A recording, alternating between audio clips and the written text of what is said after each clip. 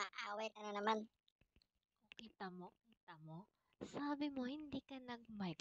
Oh, ngayon nahuli ka. Messenger lang naman ako kanina. Oh, wag mo sabihin hindi ka nag-mic. Isang beses lang, sa isang game lang ako nag-mic. Sus. Tapos wala naman akong kausap doon. Ang sabi mo, wala, hindi ka nagmamic. Oh, Isang ngayon, game lang, Bi. kaya nga, wag mo sasabihin, nahuhuli ka talaga. Pakasinungaling mo. Huli ka naman.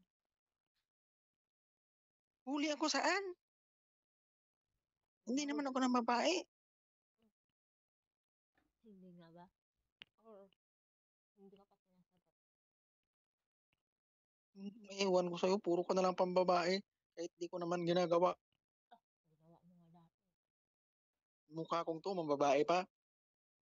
Tara na, maglaro na tayo. Sige na. Love you. Bakit? Lagi ka na lang nangaaway. Mga ganitong oras, nangaaway ka. Iiwas ko sa ganitong oras. Dapat pala mabilis ako mag-reply. Mawait ako sa ganitong oras. Kasi kahapon, ganitong oras ka din nangaaway. Bakit? Nakakaidlip ako sa sobrang tagal mo. Visit ka. Nakaidlip daw. Di yung chat mo, lahat na chat mo, isang tawag dito, isang send lang. Oo, kaya nga sabi ko, ang tagal mo mag-reply.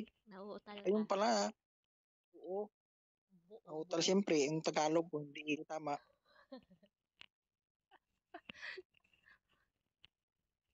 Ano, maganda ba? Sino? Ang kausap mo. Sinong kausap? Siyempre, ikaw yung kausap ko. Maganda ka. Ganun. Kausap ko daw, kausap. Ay, naku Maria. Sino namang kakausapin ko? Malay ko ba? Yung pagmumukha kong to. Ano? Ang babae pa. Aba.